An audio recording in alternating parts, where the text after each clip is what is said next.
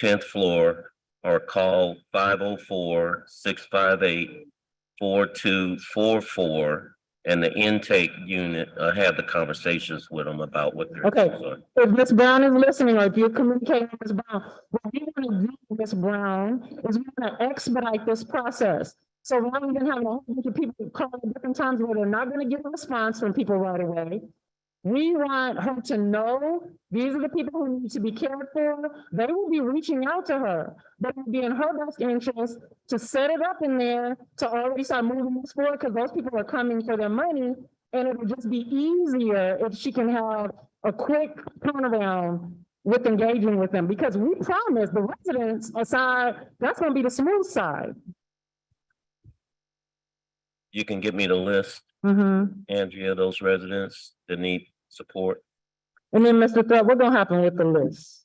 What's that? What's going to happen with the list then? Walk me through the steps, Mr. I'm gonna send that list to Ms. Brown. Okay, and then what's Ms. Brown gonna do with the list? Hey, I can't tell you that right now because I've got to talk to her. So if you send me a list, I'll get it to Ms. Brown. And then she'll know who's gonna be contacting her. And I've gave you the contact information for folks that start talking about their individual situations. And we'll try to work through this, but I'll have conversations with her tomorrow. What I also believe is very possible for everybody in the room is that because this is a Thursday and people should be having conversations today, it's not even 5 o'clock yet. We would like to be able to know what the immediate next steps are tomorrow. So if somebody can just reach back and say, this is where we are with that, because it's going to help people with their planning process as we go a step further. We care for the renters, that's gonna make these next agenda items gonna keep rolling. Okay? Yep. All right. Now,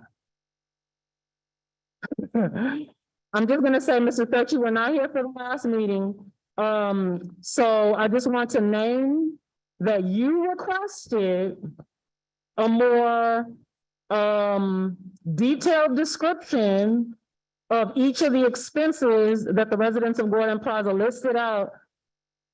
And the city of New Orleans came out a couple meetings ago, 3 meetings ago, with a nice little packet saying this is what the law say can get covered through relocation costs.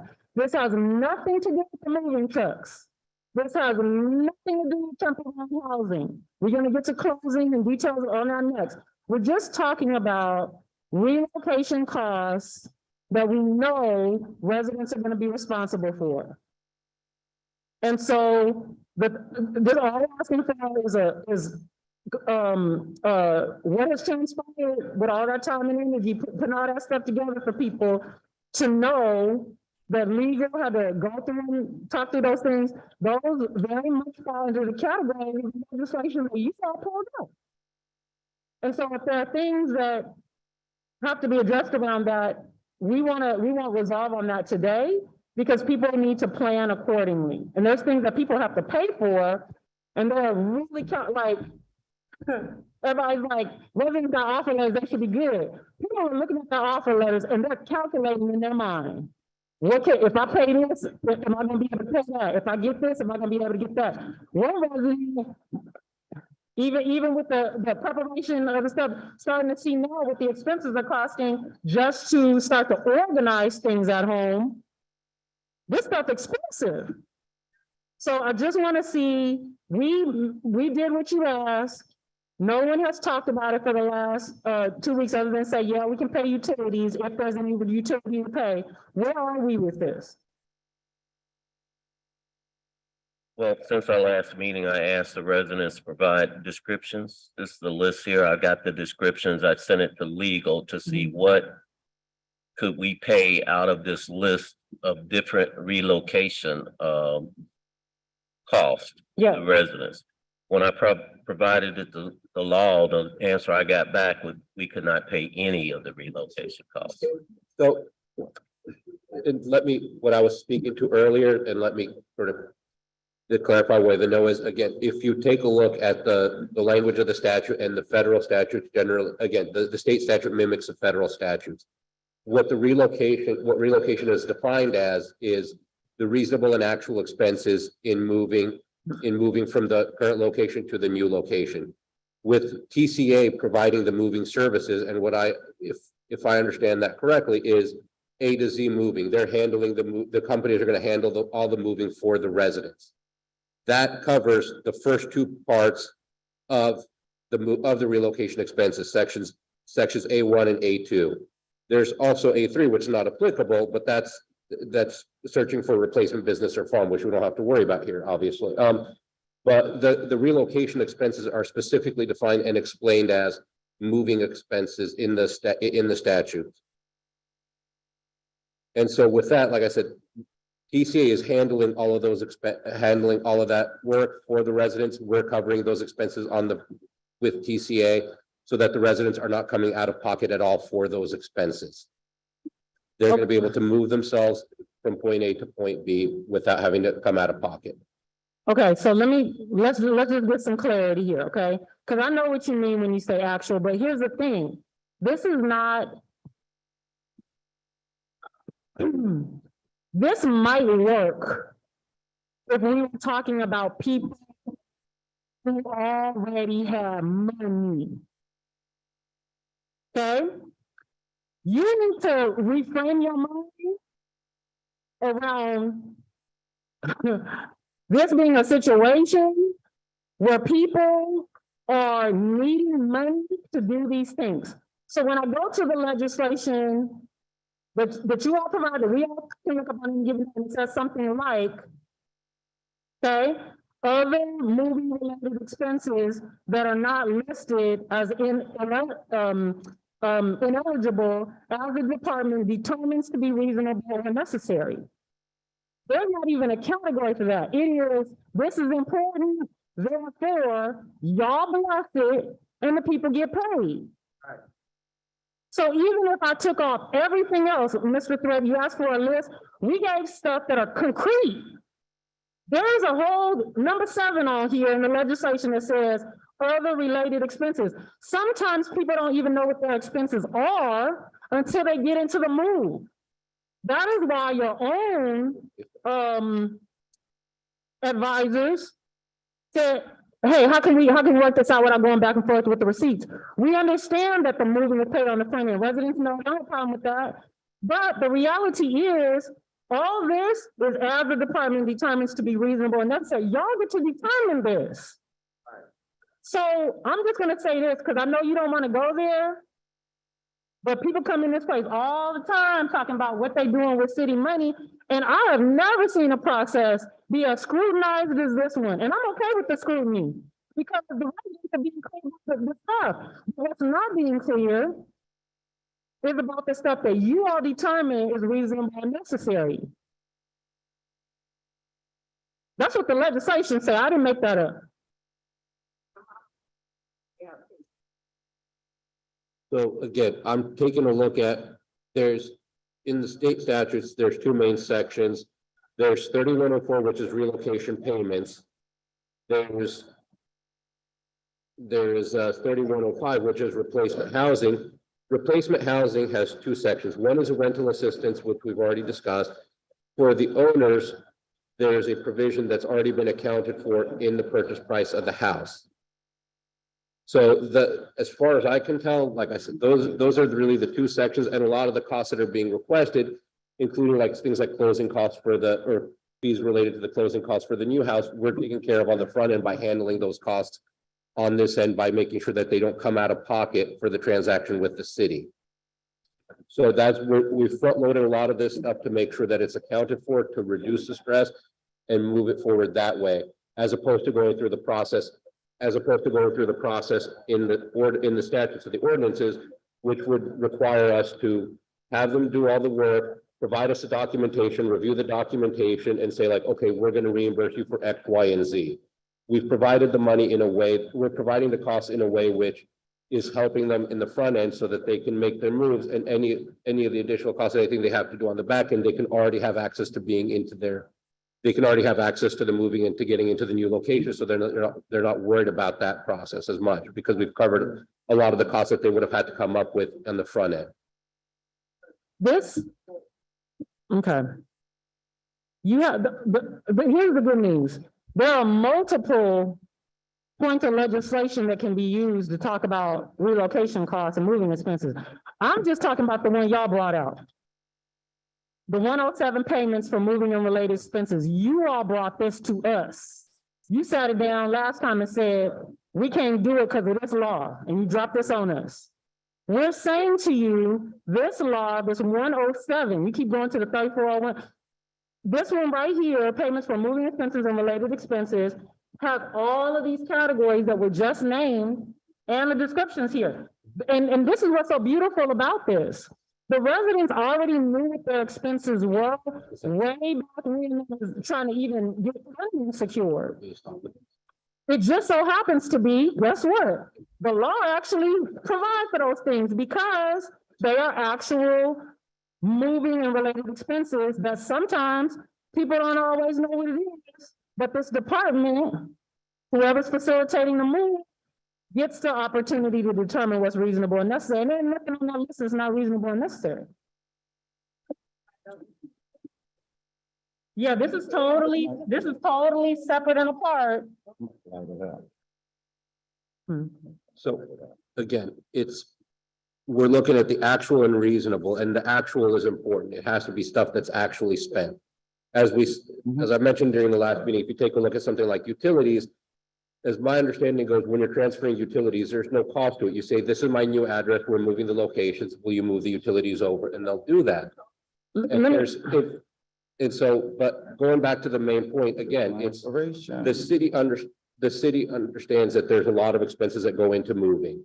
And so when all of this was being worked on, when the appraisals were being done to provide the amount of money, to provide the residents with the money to get the new safe housing, especially on the front end, when the appraisals were done, we've accounted for a lot of stuff that the law would allow us to pay for by setting up and making the transaction when we're buying the housing as simple as possible and to make sure that there's no cost to the residents. That's why there's all those additional costs in the Schedule A that are related to the transaction of going through and buying a new house or selling your house.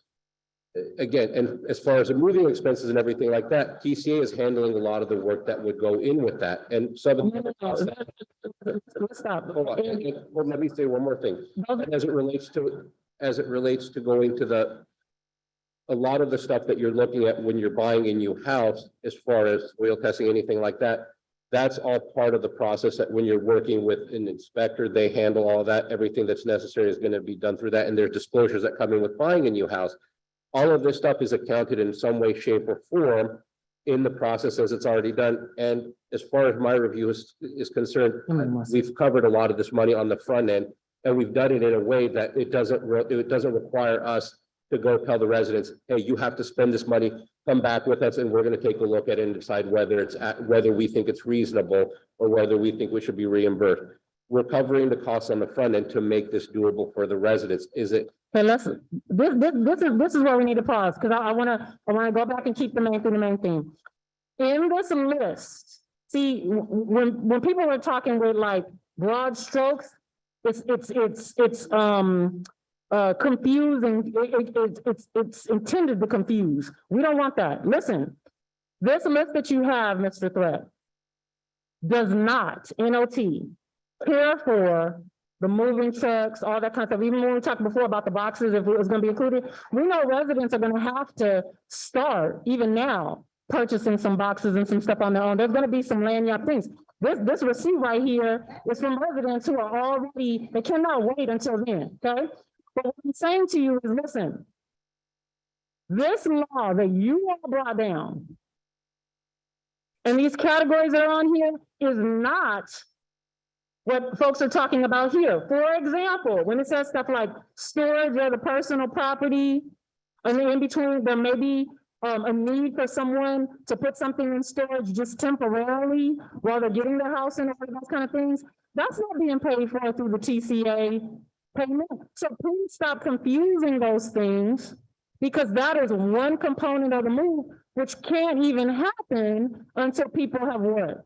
Started getting themselves, they got a secure house. We're going to get to those things next, which is why we're keeping the main thing here. But everything we're talking about here are the things that are separate and apart from the moving companies and the temporary housing. We're not talking about those things.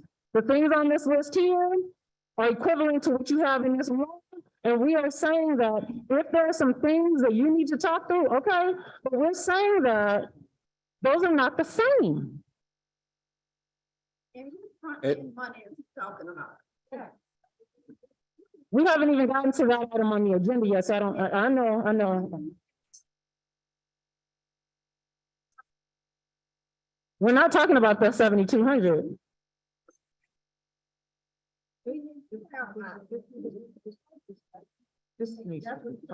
Go here.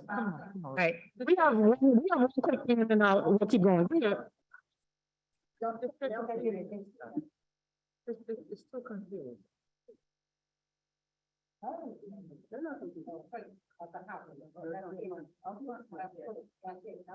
Okay, so first and foremost, what Andy is talking about is actually insulting. And I'll tell you why.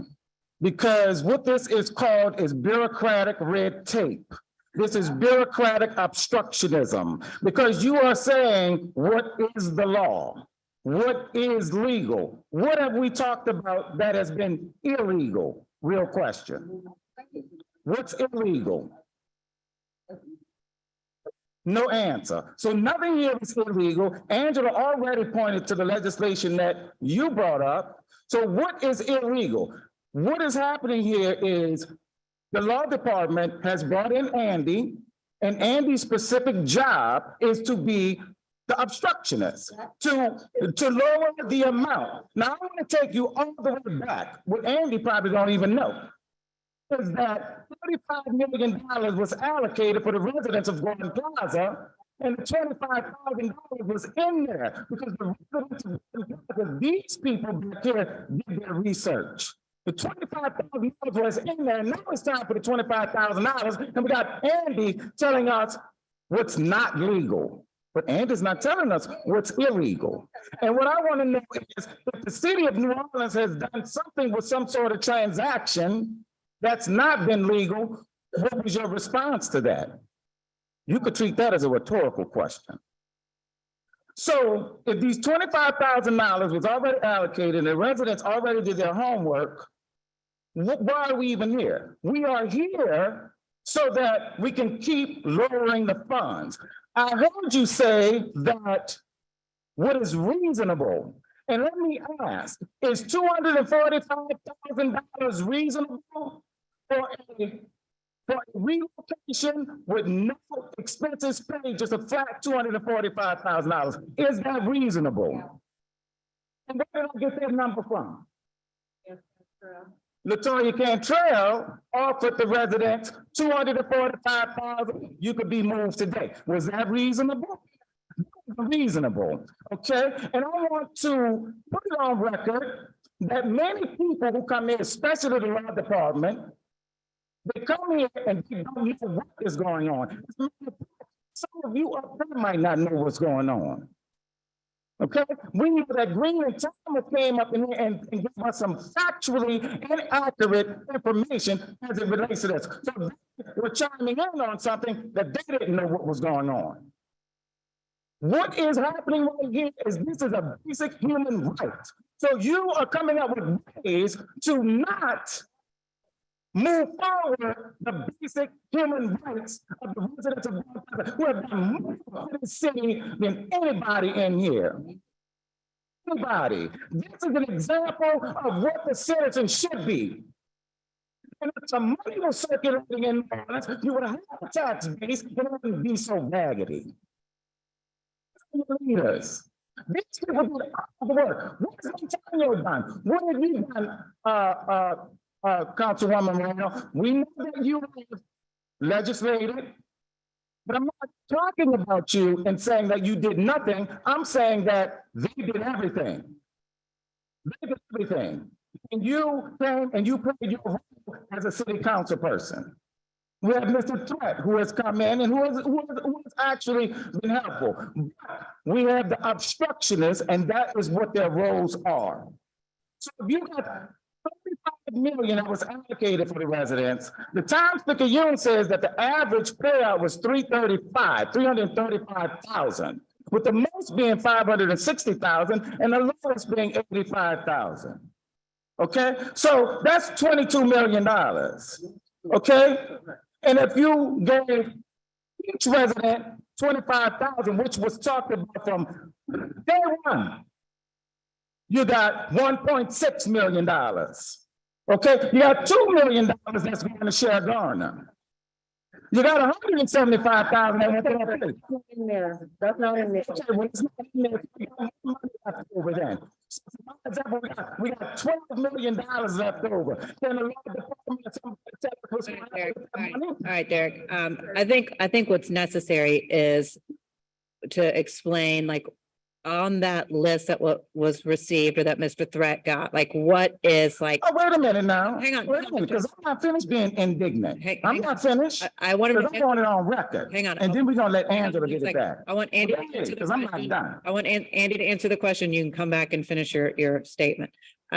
So what in the list, have you looked at that is not going to be, able to be covered under what's considered relocation costs? And if you're not sure, please don't make up stuff right now, because we don't have time for that. Like, if you haven't looked at the list, then you just need to say that, because we don't have time. I mean, And here's the deal. I've Before looked at the list. you answer, Andy and Councilwoman Marino, I want it to be on the record that what the law department is looking for is something that particularly fits into whatever scenario they want to point to.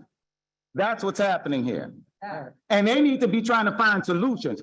Angela has stood up here day in, day out and asked for solutions. You can do whatever you want to do. You can put it in the closing costs. A closing cost, you can do whatever you want on the negotiation with closing costs. But this is obstructionist. This is bureaucratic obstructionist behavior. And this is the man who's coming down to do the obstruction today. No offense, Andy. None taken. Andy, So, Thank you, Derek. Andy, go ahead. okay, so I've taken a look at the list. As I said, a lot of the stuff, there's elements that are related to moving costs. The moving costs we're doing through TCA, and there's, I've already said why we're doing it through TCA, because if folks don't have the money for it, this is going to be the easiest way to get them moved from point A to point B. There's maintenance costs for the new property, which are not part of the relocation costs at all. It's not, these aren't eligible costs to go and mow your lawn and do lawn care and things like that.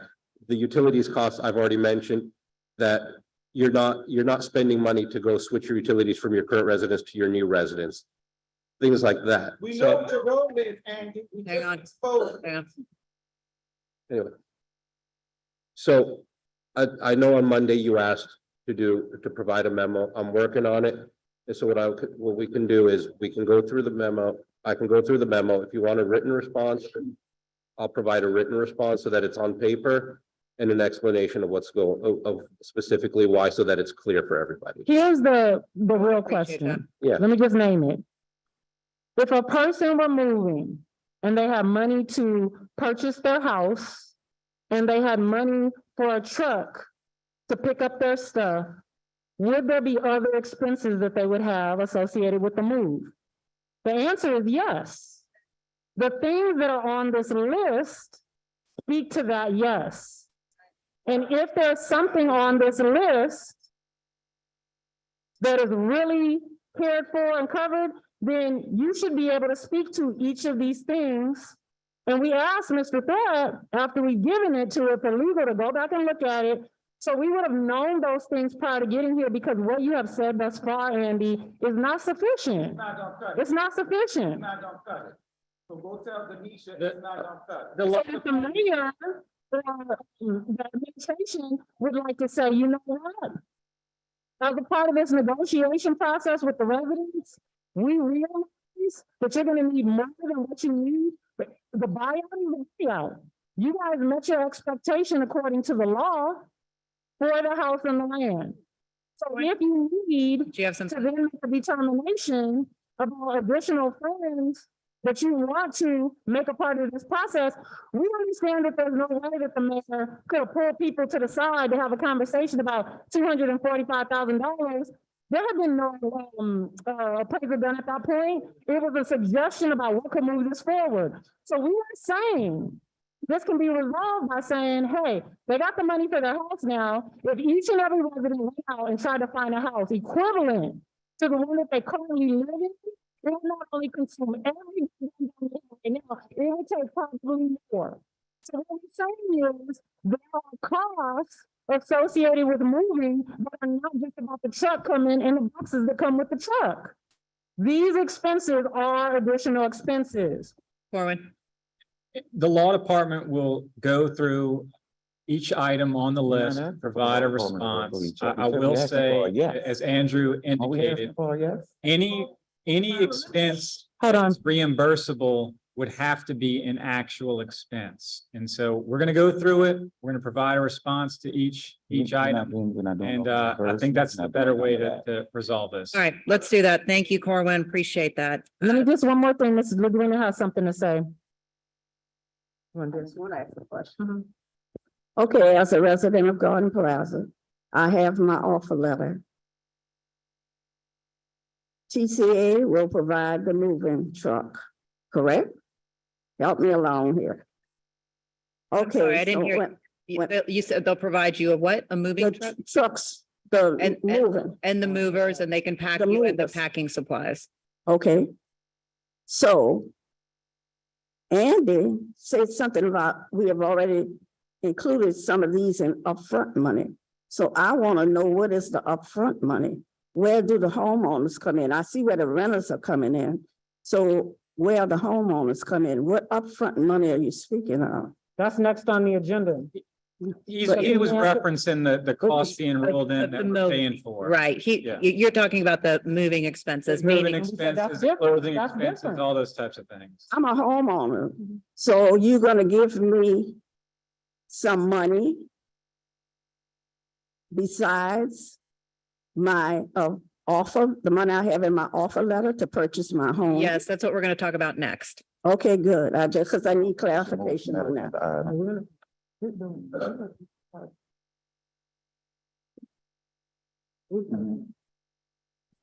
All right, let's go to that one. We're gonna come back to the relocation cost though, because Mr. Thread, I just need to name that the residents submitted these expenses almost 2 years ago now, 2 years ago. at least a year and a half. Voted on unanimously by the. I'm just gonna say though, even when it was asked for again, even when they were itemized and the description was asked for. So it feels very untrustworthy to us to keep going back and say, we're gonna keep looking at the list. Like somebody, the response that we received today is not adequate. It's disrespectful. It is disrespectful. It's We wanna kicking go- it down the road. We And wanna the talk, road is, it's time for the road to All end. right, My let's mama go. is let's stressed. go- My let's mama go. is stressed out. Yeah. Okay, my mama is tired of this. She can't sleep at night. She came in here, she worked to get this voted on 2 years ago. And that $25,000 was in that conversation 2 years ago, but the obstructionists are trying to eliminate it. My mama, you're disrespecting my mama. My mama has worked hard all of her life. My mama went to Carver High School. What school y'all went to? Call your school out. Yeah. Call your school out. I'm listening. What school you went All to? right, let's move. I want to know what school you went to. You went to school in? You went to school in? You went to school in New Orleans? No, I didn't. Andrew. Come on. Did All you right. go to Can we start, Angela, I do have a few, school if in- we want to get to the next. I would really appreciate. Did Listen, Montana, I'm talking. Our meeting to move forward, I'm not gonna be able to stay. Listen to what I'm saying. I'm sorry, I will not. You are I disrespecting wanted to speak to the president and help open the phone. company.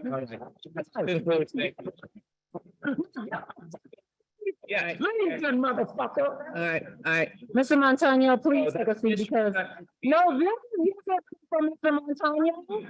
This is disrespectful. You disrespectful. all right. Hey, Angela, Angela, we gotta Yeah. collaborate We, and communicate. I wanna really, I've been with y'all since the beginning of this.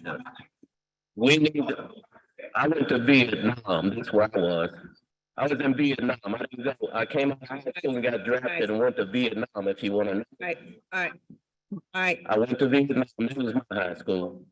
Look, we actually have some information about funds that we're providing to the residents so that they can move forward. So let's talk about that. Ms. Ludwina would like to talk about that. The residents want to hear about that. All right, so let's move forward with that. First, I want to thank Mr. Threat, Mr. Montano, who unfortunately has now left, for the collaboration and trying to find a path to this. We talked the last meeting that I thought that there could be a path. There could be a path to get some money in the hands of Gordon Plaza residents so that they could have some money to put down for a deposit for a new home. And also find a way that there could be some type of documentation for a proof of funds. So we've come up with a couple of different options for you all to consider, and we're going to put all these things in writing so that you all can look through all of them and select which options you would like to move forward with. You may choose all of them, you may choose none of them, but they do provide some for some cash options. The first one has to do with, and I'll have Corwin walk you through it more and then provide it all to you in writing as well. But the first has to do with, we talked about how you are entering into a purchase agreement, right? And the purchase agreement is being sent over to the city to sign. Now, in this purchase agreement, and Angela, I wish I had the copy that you sent me yesterday, but it can readily be found online. But in the purchase agreement, you'll see that there's an opportunity for a deposit, okay? So what the city is offering to do is put down a deposit to you all. Now, this deposit would then be held by Bayou Title. There would be a separate agreement that would allow you all to have access to these deposit funds. So it's a portion of your money provided to you up front. This now would allow you to, go out and find different homes. And should you find a home that you like, enter into a contract where you now have deposit money that you could put in for a new property. At the same time, now, granted, this isn't, the top option of actually coming from a lender or a banking institution as far as proof of funds. But Mr. Brent from Bayou Title offered to do this, to provide a letter to you all from Bayou Title that would state really 5 different things and an additional 6th thing if once there are closings. But first it would say that 1, the money that the city is using to buy the properties is in deposit at Liberty Bank. 2, the property has been appraised. 3, the city made an offer to purchase a property. 4, the city and the property owner have executed a purchase agreement. 5, we can close on any of the properties as soon as the seller is ready within a turn time of about 3 weeks. And once properties close, also add in the letter that yes, some properties have already closed that are Gordon Plaza properties. And so these are the things that he is willing to put in a letter. Once again, I will put this all in writing to you all. This we've been emailing since midnight last night. So this is via text. So those are two things that I think could be helpful to you all. In addition to that, Bayou Title and Liberty Bank have been working together to figure out a path of how can they provide to you all some quick, even additional funding besides that. And they may have found a path for a type of a HELOC type of bridge loan for you all as well that they think could be helpful to you all, should you be interested. There may be no interest in that, but it's just an additional type of assistance should you need it. They wanted me to bring that up to you all, but once again, I think the city option is probably one that you all would like most, but there is just another option coming from the real estate experts that they wanted me to pass along to you as well. The last thing I would want to mention is that once again, Mr. Brent wanted me to relay to you all that he is willing to have any type of workshops for you all with whether it's realtors or title folks or lenders or whoever you need to help you as you move forward through this process, to give you any type of free advice, that he's willing to put those workshops together for you as well. But I think the biggest thing, and Corwin, you can walk us through it more as to how this piece of kind of upfront money would be available. Yeah, so our department prepared a memorandum, which we provided copies right here in the front for everybody. Andrew, can you help pass this out? Should you want a copy.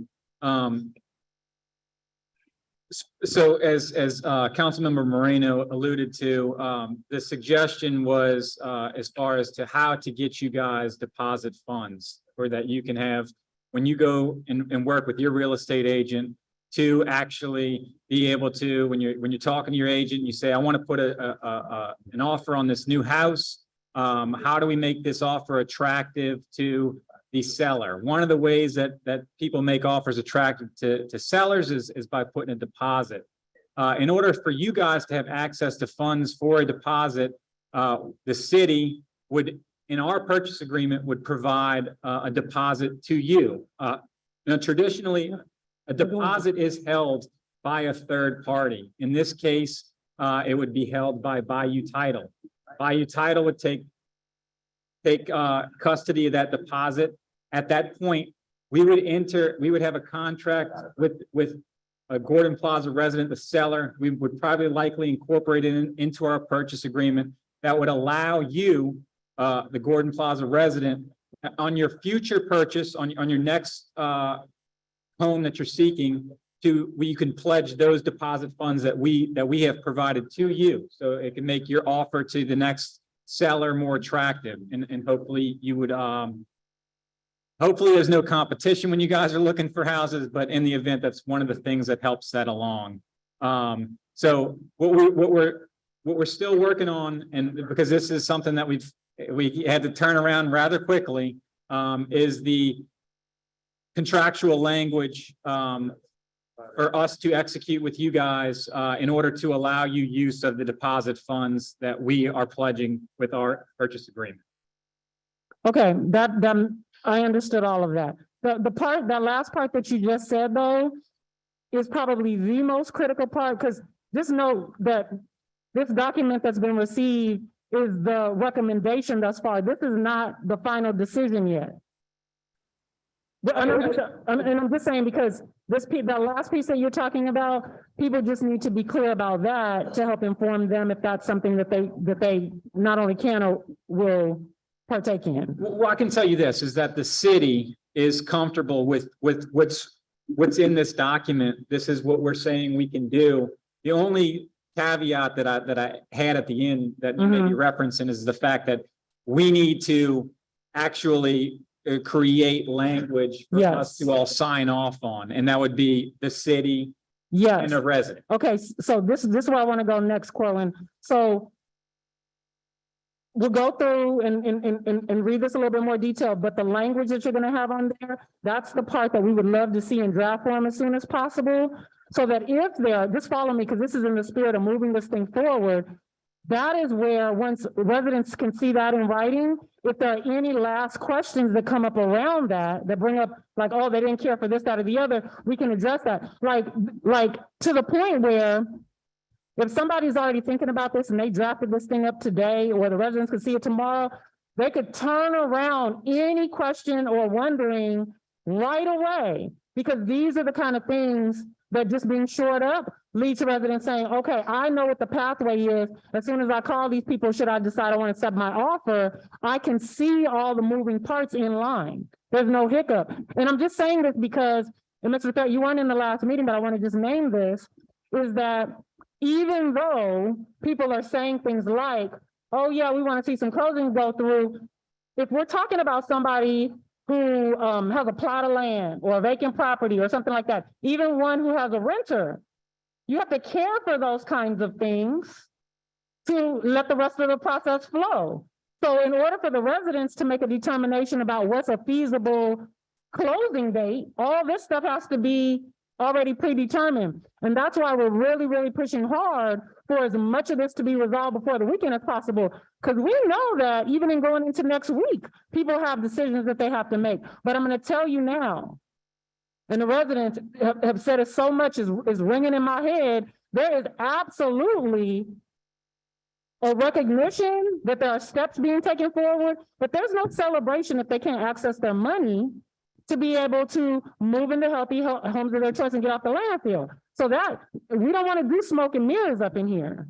We want to really make sure people can access their things, are feeling peaceful in agreement, and then you're going to know it because people are moving forward. That's why, even to the degree that some people are ready to move forward, they're not, there's hiccups in this process because it's not all laid out for residents yet. So once we get this part, Corwin, that draft piece that you're thinking through, and also just feel it based on what Vice President Helena Moreno said, once it's out here in draft and the residents can absorb it, the train can really start moving.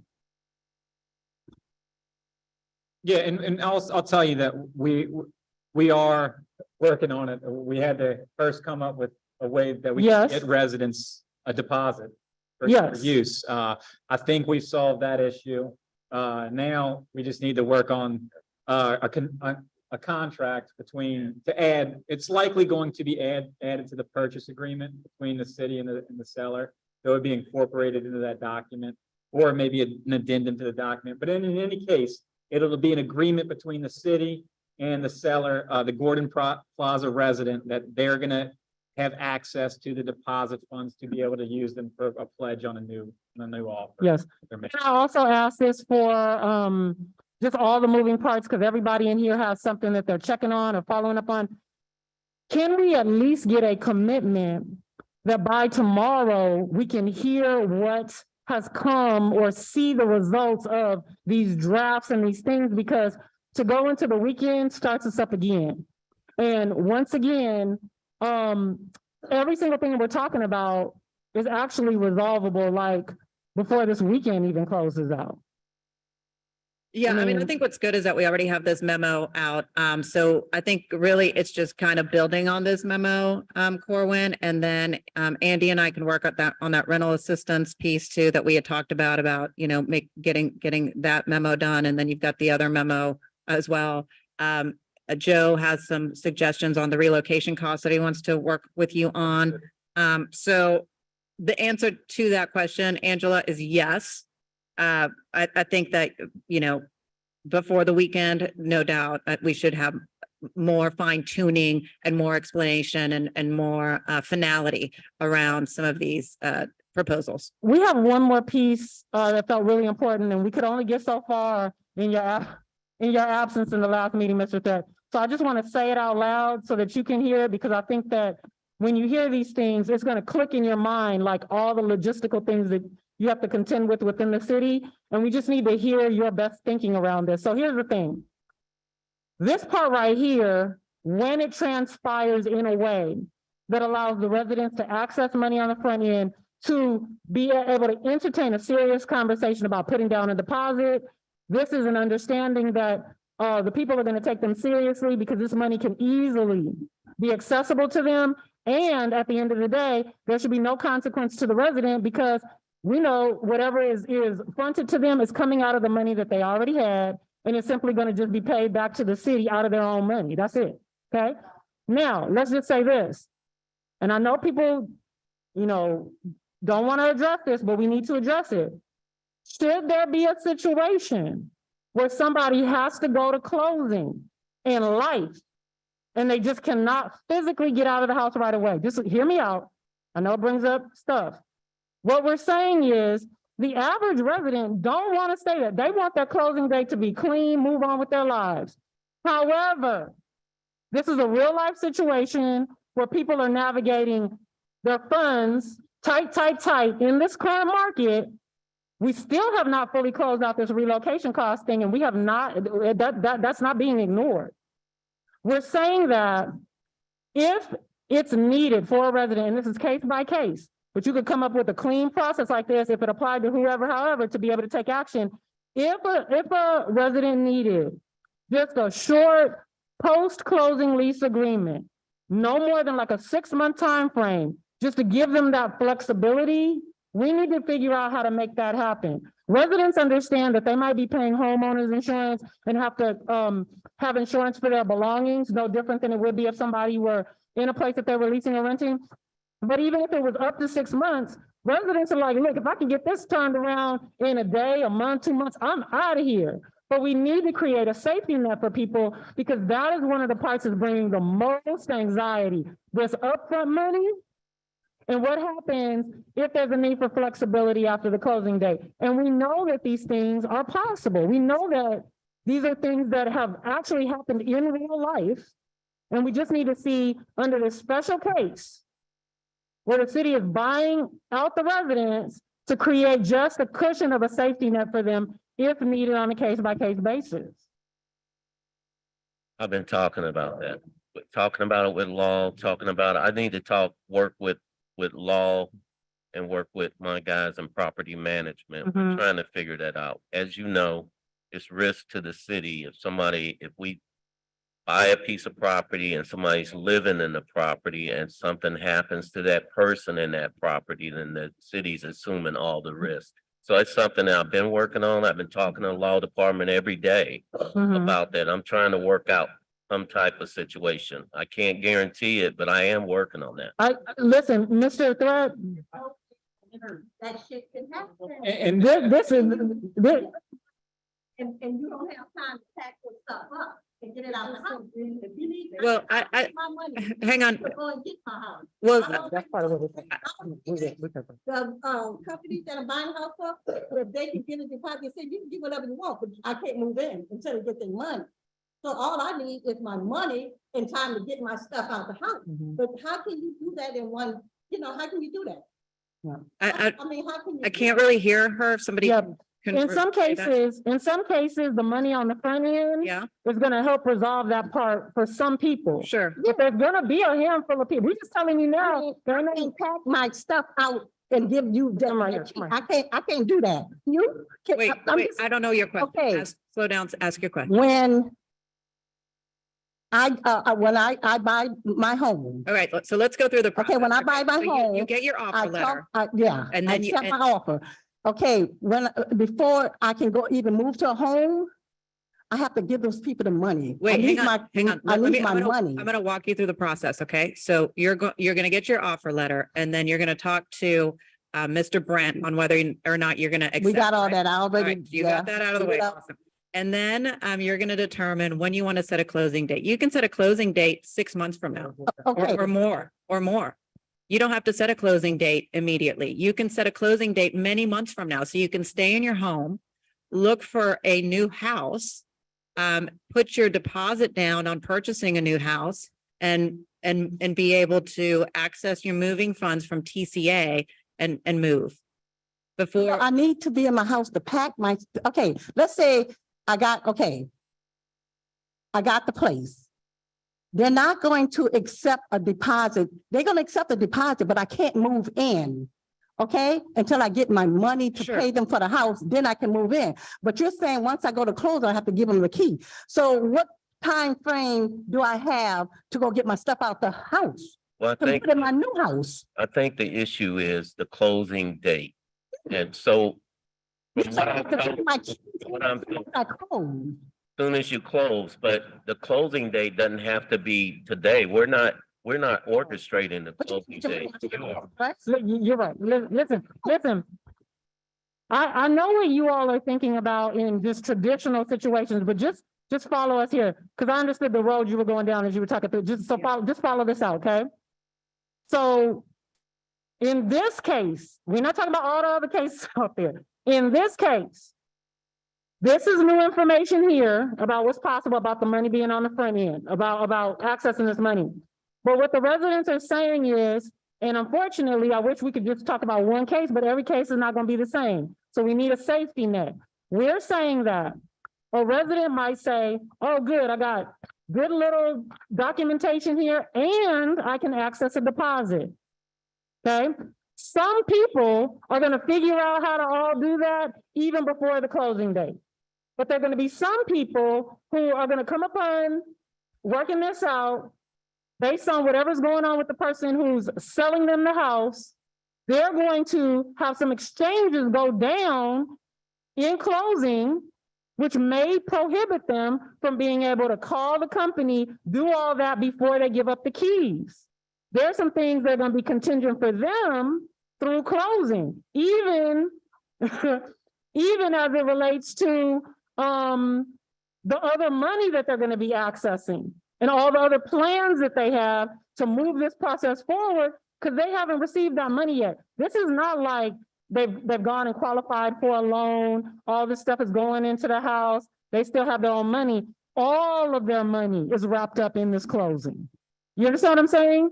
So people are just asking for a little grace if needed. And the good news is everybody's not going to need it, Mr. Threat, but the folks who need it are going to need it.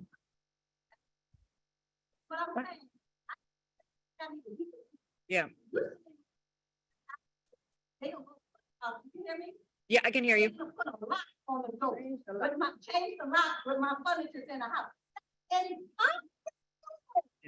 Well, hang on. Let me stop you. The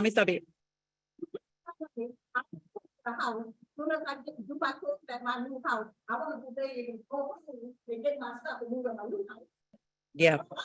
What you're seeing in that document is how 99% of property transfers are done. I mean, I know you don't want to hear that, but I'm just letting you know that that's how 99% of property transfers happen when you know, the sale is done, the property is somebody else's, and that's it. There are some occasions where, yes, where there can be additional arrangements made, and as Mr. Threat. That's all we're talking, listen. He said he would look into that on whether or not the city could have that type of liability. Yes, and that's the part. I wanted you to think about it like this so we can move forward. Just hear me out.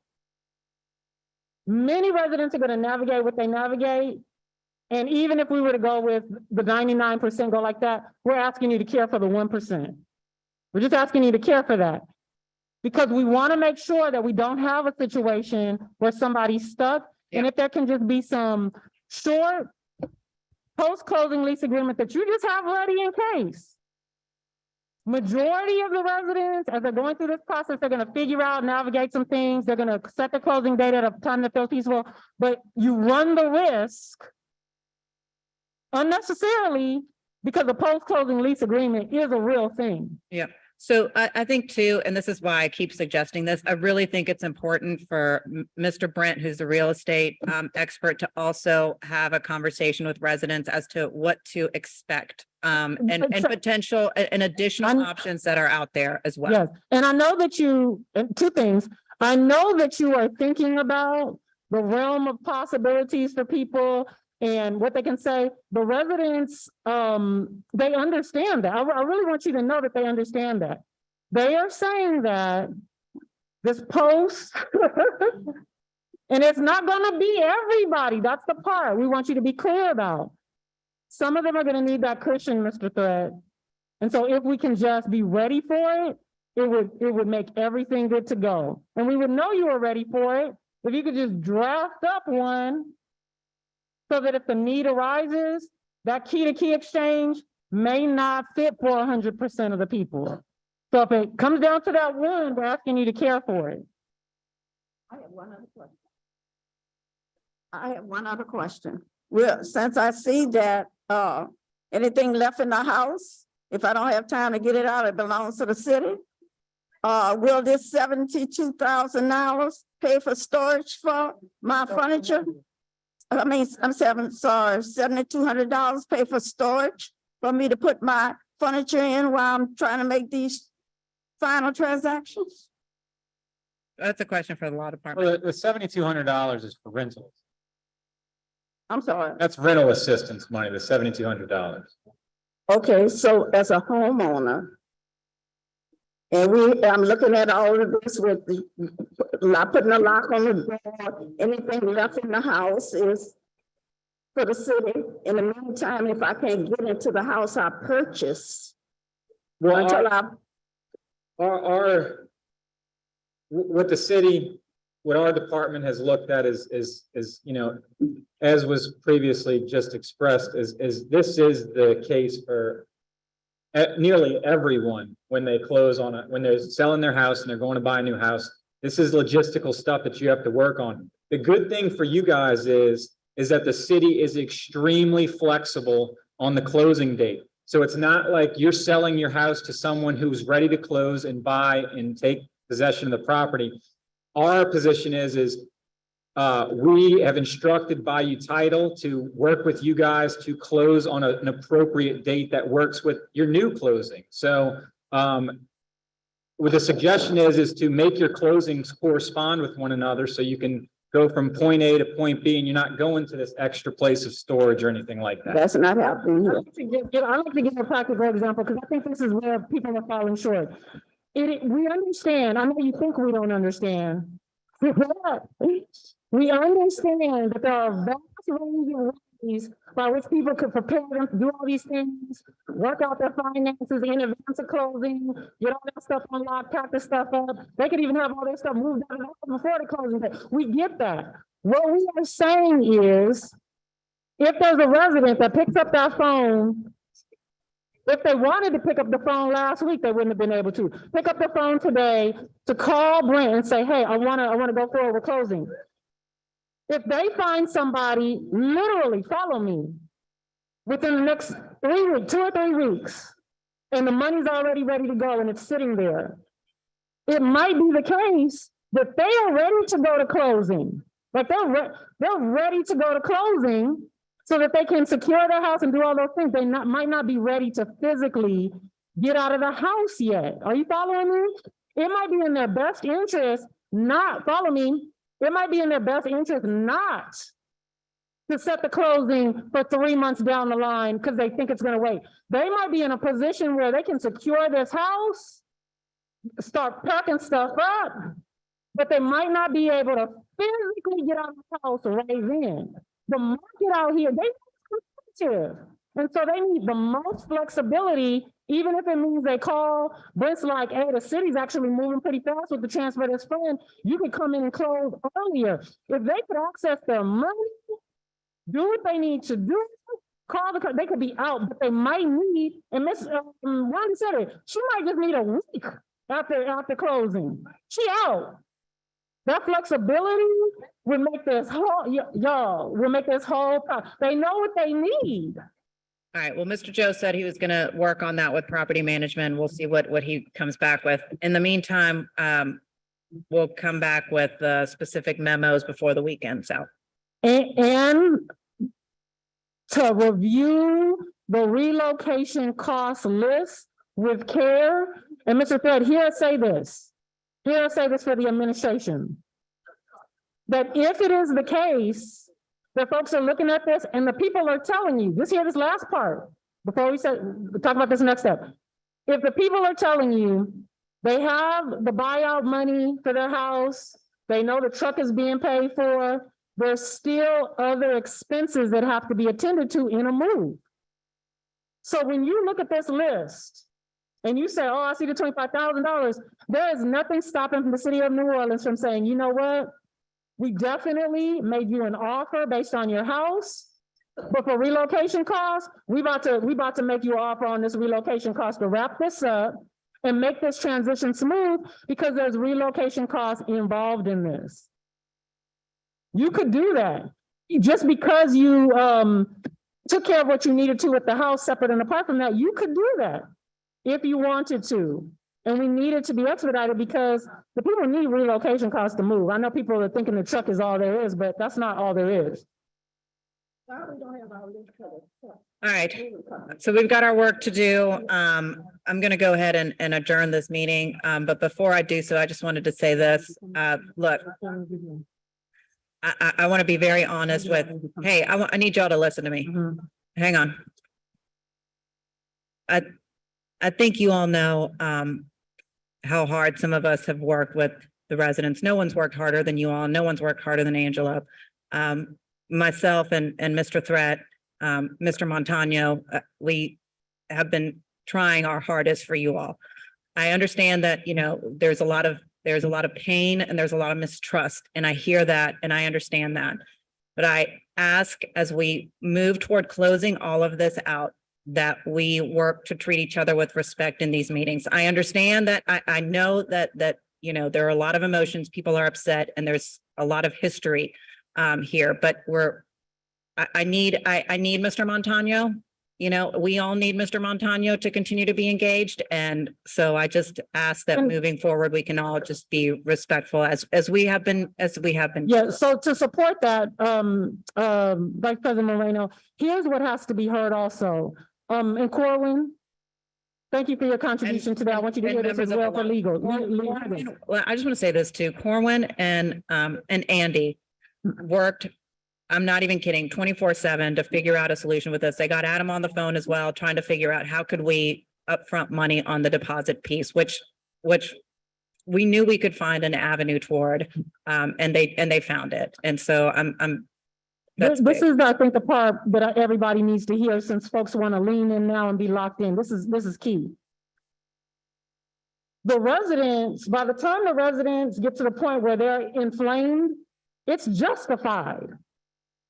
I just need to name that. So they have been asking from the beginning that people come to the table and respect their lives. It is only within the last couple of months that people have really been like leaning in. So they have endured a highest level of disrespect this entire time. So because somebody expresses themselves justifiably, so that's righteous rage that is justified. The good news for Gilbert Montano, bless his heart, is he gets to get up and walk out because he's going back to a healthy home of his choice. Even after these tumultuous sessions go on, the residents go back to the landfill. So there's got to be give and take across the board. The people who've been most patient have been the residents. So we just want to know that we're coming with the spirit to work through this. But when people come talking about no before they've even really done some job, you're gonna be scrambling at the last minute to pull it together, and it doesn't have to be that way. So we want to work with the spirit of moving it forward. But that's why y'all have those positions like that. So, understand, you know, because that's what comes with that job. Empathy. That's what comes with that job. So it's very disrespectful when a councilman get up and read. CAO, administration. Well, all of them. That means that he can't handle that position. He shouldn't be sitting in that position. All right, y'all. All right. People have done that, and that's why we have the position. All right, y'all. Well, Yes. look, appreciate the work that was done for this particular meeting. We're gonna have those memos tomorrow and we'll work from that point on. Thank you all. When do we have to come back? Tomorrow? We probably won't have them until the afternoon, so I don't think we're Okay. All right. Yeah, don't worry about it. We'll come back.